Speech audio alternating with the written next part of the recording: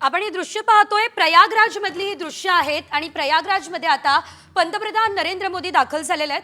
पंतप्रधान नरेंद्र मोदी यांच्यासोबत योगी आदित्यनाथ हे सुद्धा उपस्थित असल्याचं आपण या दृश्यांच्या माध्यमातून पाहतोय। ज्या ठिकाणी संगमाचं स्नान आहे त्या संगमाच्या ठिकाणी पंतप्रधान नरेंद्र मोदी हे स्नान करणार आहे। महाकुंभामध्ये मोदींचं हे स्नान बघायला मिळेल।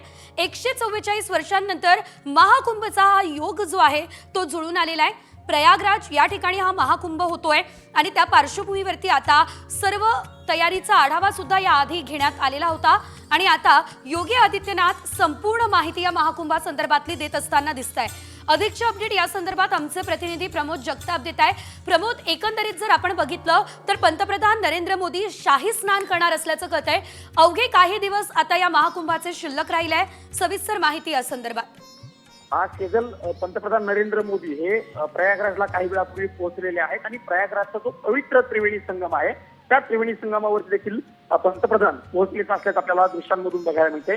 पंतप्रधान नरेंद्र मोदी यांच्यासोबत जर प्रामुख्याने सांगायचं झालं तर उत्तर प्रदेशचे मुख्यमंत्री योगी आदित्यनाथ हे देखील आहेत आणि योगी आदित्यनाथ ही सगळ्या महाकुंभाची माहिती पंतप्रधान नरेंद्र मोदी यांना देताना आपल्याला बघायला मिळते। बोटीमधनं फेरफटका पंतप्रधान नरेंद्र मोदी त्रिवेणी संगमावरती मारत आहेत आणि पुढच्या काही मिनिटांमध्ये पंतप्रधान नरेंद्र मोदी हे त्रिवेणी संगमावरती पवित्र स्नान जे आहे ते करणार आहेत। 3 नद्यांची पवित्र संगम म्हणून त्रिवेणी संगमाकडे बघितलं जातं। खरं तर 144 वर्षांच्या नंतर महाकुंभचा हा पवित्र योग आलेला आहे आणि त्या योगामध्ये देशाचे पंतप्रधान नरेंद्र मोदी हे आता पवित्र स्नान करणार आहेत। मागच्या काही दिवसापासून जसं तुम्ही सांगितलं सेजल तसं साधारणतः 13 जानेवारीपासून या महाकुंभाला सुरुवात झालेली आहे। पवित्र 3 ते 4 पवित्र स्नान झालेले आहेत आणि देशभरातून कोट्यावधी लाखो भाविक जे आहेत ते पण त्रिवेणी संगमावरती स्नानासाठी पोहोचलेले होते।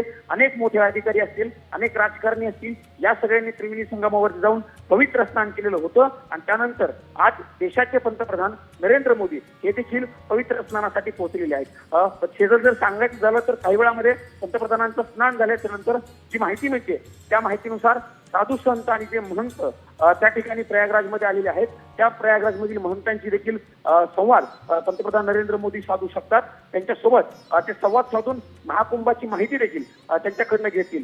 खरं तर आपण जर प्रामुख्याने सांगायचं झालं सेजल तर महाकुंभाच्या पूर्वी तयारीचा आढावा घेण्यासाठी देखील पंतप्रधान नरेंद्र मोदी पोहोचलेले होते आणि त्यांनी चोख सांगितलेलं होतं की महाकुंभ हे श्रद्धेचं स्थान आहे। देशातील हिंदू आराध्य श्रद्धेचं स्थान असल्यामुळं सगळी व्यवस्था प्रमोद, एक महत्त्वाचा मुद्दा तो म्हणजे आज पंतप्रधान नरेंद्र मोदी शाही स्नान तर करतील मात्र काही दुर्घटना सुद्धा या कुंभमेळ्यामध्ये घडलेल्या आहे त्या संदर्भात सुद्धा माहिती पंतप्रधान घेणार आहेत का? आग लागलेली होती, चेंगराचेंगरी झालेली, त्या ठिकाणी जाऊन सुद्धा ते आढावा घेणार आहेत का? या संदर्भात काय माहिती? सेजल अधिकृत पद्धतीने तसं पंतप्रधान कार्यालयाकडनं सांगितलं गेलेलं नाहीये किंवा कळवलं गेलेलं नाहीये। पण चेंगराचेंगरीच्या बाबतीत जर सांगायचं झालं तर आपल्याला आठवत असेल सेजल की पंतप्रधान नरेंद्र मोदी यांना जेव्हा ही बातमी समजली त्यानंतर त्यांनी योगी आदित्यनाथ जे उत्तर प्रदेशचे मुख्यमंत्री आहेत त्यांच्यासोबत संवाद साधलेला होता। मला आठवतंय पहाटेपासून सकाळी 8 वाजेपर्यंत पंतप्रधान नरेंद्र मोदींनी 3 वेळा योगी आदित्यनाथ यांच्यासोबत फोनवरती संवाद साधलेला होता आणि त्या घटनेची तेव्हा माहिती घेतलेली होती। जे जखमी झालेले आहेत त्या जखमींना देखील योग्य उपचार मिळावेत अशा सूचना तेव्हा त्यांनी प्रशासन असेल किंवा योगी आदित्यनाथ त्यांना दिलेले होते आणि त्यानंतर सगळ्या जे आजारी पडलेले होते किंवा त्या सगळ्यामध्ये जे जखमी झालेले होते त्यांच्यावरती उपचार देखील झाले होते। आजच्या पंतप्रधानांच्या शेड्यूलनुसार तशी त्यांची भेट घेण्याची कुठलीही नियोजित कार्यक्रम नाहीये। मात्र अधिकाऱ्यांशी पंतप्रधान नरेंद्र मोदी निश्चितच प्रमोद या संदर्भातले अपडेट घेत राहू। तुर्तास धन्यवाद दिलेल्या माहितीसाठी।